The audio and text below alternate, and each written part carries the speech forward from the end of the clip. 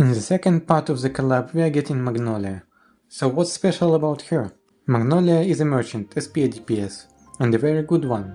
Not only she has a lot of hits, she also self-solens, or in other words, gives herself plus 100% potency up easily. She also comes with a new jump mechanic, which basically means you are spending 2 turns to deal massive damage once. She also has some support capabilities, just a bit, and unlike Ring a Bell, she is actually useful for more than 2-3 attacks.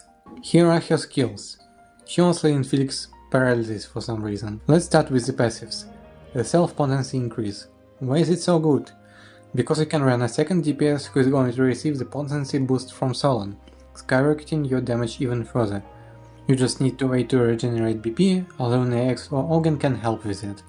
And no, you can't stack potency boosts. Then the latent power. It's straightforward, just activate it before you deal damage. You can do it once per break. She also has a spin debuff passive which enables some of her skills.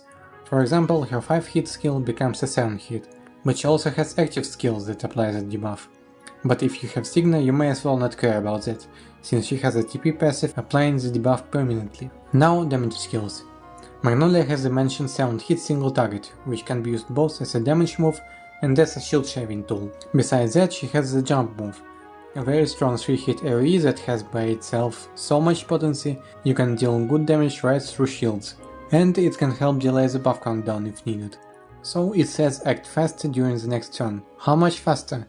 Let's see different priorities. First goes the defense priority, like one old break or Furrier X have. Then the enemy acts on first turn after break. Then comes Magnolia's jump attack. Only after that Divine Beast go.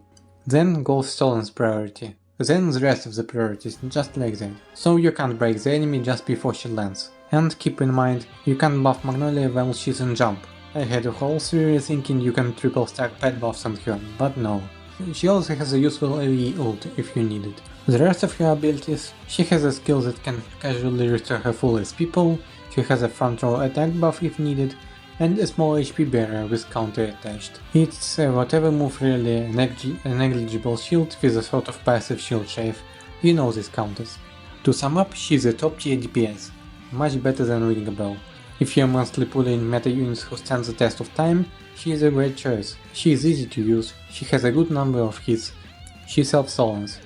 She is the first proper spear DPS after Leon, I think, and GP players say she is still quite a menace too.